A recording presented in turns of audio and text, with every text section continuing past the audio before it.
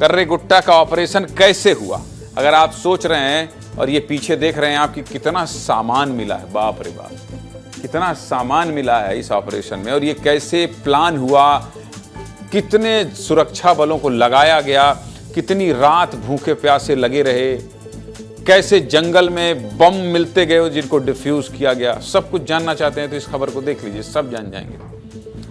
सुरक्षा बलों ने 31 खूंखार नक्सलियों को मार गिराया है। नक्सलियों के खिलाफ इतिहास का सबसे बड़ा अभियान पूरी तरह से सफल रहा है। ऑपरेशन ब्लैक फॉरेस्ट से जवानों ने मार्च 2026 की डेडलाइंस को इस तरह मजबूती दी है कि नक्सलियों की नींव टूटकर बिखर गई। ऑपरेशन ब्लैक फॉरेस्ट महज एक चुनौती नहीं थी, बल्कि डबल इंजन सरकार और सुरक्षा बलों का संकल्प भी था।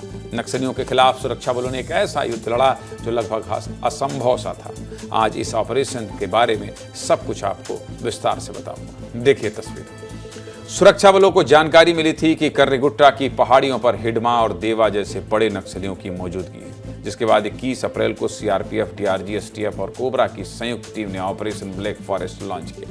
21 दिनों तक लगातार चलने के बाद जब 11 मई को यह ऑपरेशन खत्म हुआ तो जवानों ने 31 नक्सलियों का शव बरामद किया, जिन पर कुल 1,72,00,000 से ज्यादा का इनाम था।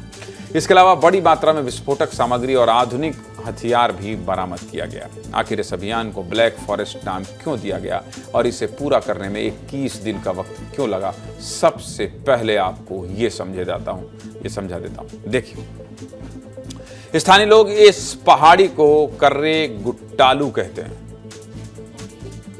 कर्रे का मतलब होता है काला और गुटालू का मतलब होता है पहाड़ी, इसीलिए अंग्रेजी में हम ब्लैक फॉरेस्ट कह रहे हैं, यानी कि काली पहाड़ी, और यहीं से नाम निकला ऑपरेशन ब्लैक फॉरेस्ट। इस पहाड़ी में कई प्राकृतिक गुफाएं हैं जिनके अंदर घना अंधेरा रहता है। चट्टानों के बीच कई मीटर की गहरी दरारें हैं जिनके बीच दिन में भी सूरज की रोशनी नहीं पहुंच पाती। यही वजह है कि पहाड़ी को कर्रे गुटालू या काली पहाड़ी कहते हैं। कर्रे गुट्टा की पहाड़ियां करीब 700 मीटर ऊंची, 60 किलोमीटर लंबी और 5 से 20 किलोमीटर चौड़ी हैं, और पहाड़ी करीब 1200 स्क्वायर किलोमीटर में फैली हुई है, यानी कि ये मध्य प्रदेश की राजधानी भोपाल और छत्तीसगढ़ की राजधानी रायपुर के क्षेत्रफल से भी ज्यादा है।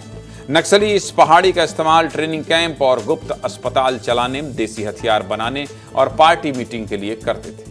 पूरी पहाड़ी पर नक्सलियों ने इस कदर माइनिंग की थी जैसी किसी अंतर्राष्ट्रीय बॉर्डर पर की जाती, और चारों तरफ निगरानी के लिए नक्सलियों ने बंकर भी बना रखे थे जहां 200 से ज्यादा नक्सलियों की मौजूदगी रहती थी। इसी के चलते इस ऑपरेशन को पूरा करने में इतना लंबा वक्त लगा है। इससे जुड़ी हमारे सहयोगी संजय ठाकुर की एक रिपोर्ट देखिए, फिर आगे विस्तार से बात करेंगे। देखिए।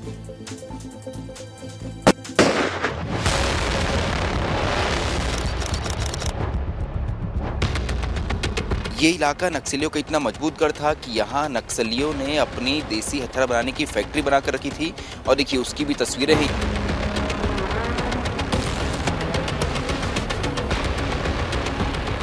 ये एयर गन्स मिली है वहाँ से, इसके अलावा बैटरीज हैं, इलेक्ट्रिक वायर्स हैं, बीजीएल सेल मिले हैं। ये बीजीएल सेल की संख्या देखिए, लगभग 200 से अधिक बीजीएल सेल यहाँ मिले हैं। ये नक्सलियों ने अपनी देसी फैक्ट्री के अंदर ही बैठकर तैयार किए हैं। इस मेगा स्नाइपर को संजू थोड़ा जूम करके आप दिखाओ, दूर से दिखाओ कि ये कितना बड़े आकार का है, और इससे नक्सली काफ़ी दूरी तक बहुत बड़े हमले कर सकते थे। उस बड़े आकार के बीजीएल सेल को दिखाइए पीछे, ये लगभग 8 से 10 किलो के बीजीएल सेल हैं। फ्लैश पिस्टल एक नज़र आएगी, एसएलआर बंदूक दिखेगी, इंसास बंदूक नज़र आएगी, कलर प्रिंटर आपको यहाँ नजर आएगा, माओवादियों का पिट्ठू नजर आएगा, माओवादियों की वर्दी नजर आएगी। इसके अलावा बड़े नक्सली कमांडर मौजूद थे, यही वजह है कि यहाँ मेडिकल किट भी आपको नजर आएगी।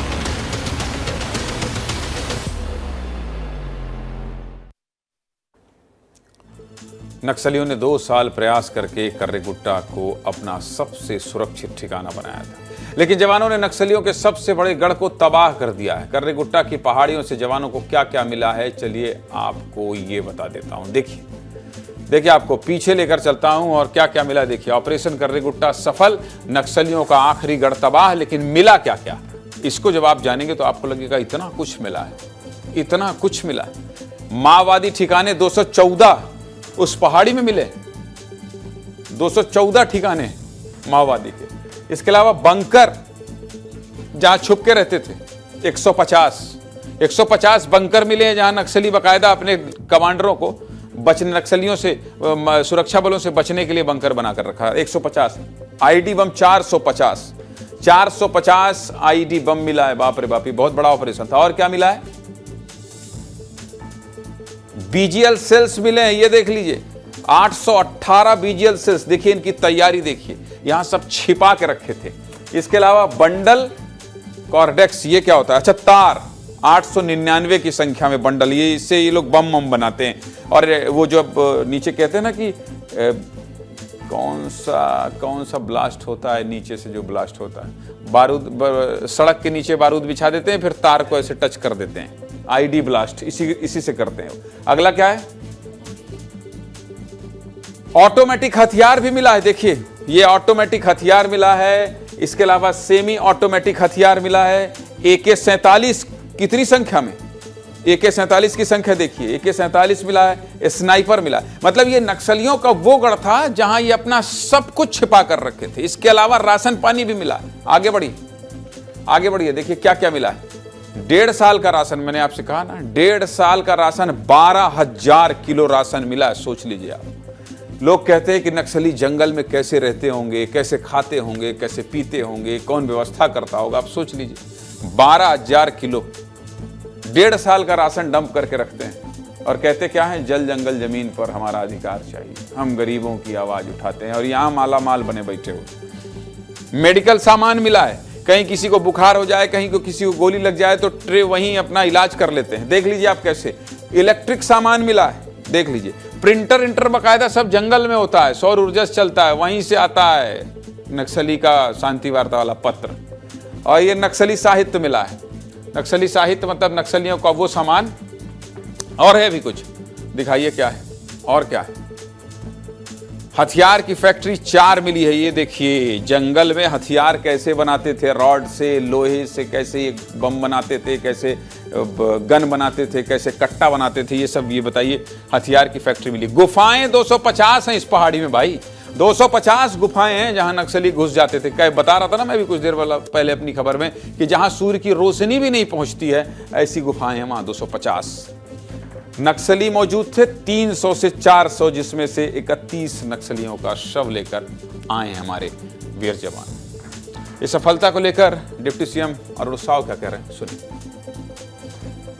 तो निश्चित रूप से ये बड़ा कठिन ऑपरेशन था, जिसे सुरक्षा बल के जवानों ने बखूबी अंजाम दिया और हमारे उस संकल्प को सिद्धि तक ले जाने की दिशा में ये बड़ा कदम है कि मार्च 2026 तक बस्तर से सशस्त्र नक्सलवाद पूरी तरह समाप्त होगा।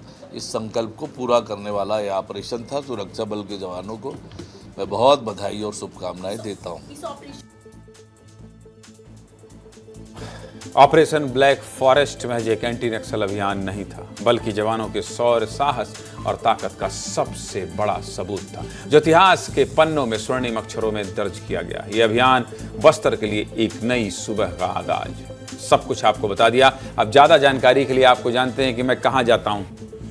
मेरे नक्सल एक्सपर्ट संजय ठाकुर के पास जाता हूं। संजय ठाकुर जगदलपुर बस्तर में है, इसलिए सीधे चलता हूं। संजय आप बताइए, क्योंकि मैं जब कई बार नक्सलियों की खबर बताकर निकल जाता हूं और आप कई बार लाइव नहीं होते हैं, तो जनता का मैसेज आता है फीडबैक के तौर पर। वो आज संजय ठाकुर नहीं बताए जगदलपुर से जो बताते थे अंदर की खबर, इसलिए आप अपने शब्दों में बता दीजिए कि ये कितनी बड़ी सफलता थी। और जो आंकड़े आपने भेजे हैं, इस तरह के आंकड़े क्या दोबारा मिलने की उम्मीद है? इस तरह की मात्रा में हथियार मिलेंगे, या तो सबसे बड़ा ठिकाना ही ध्वस्त हुआ है? संजय,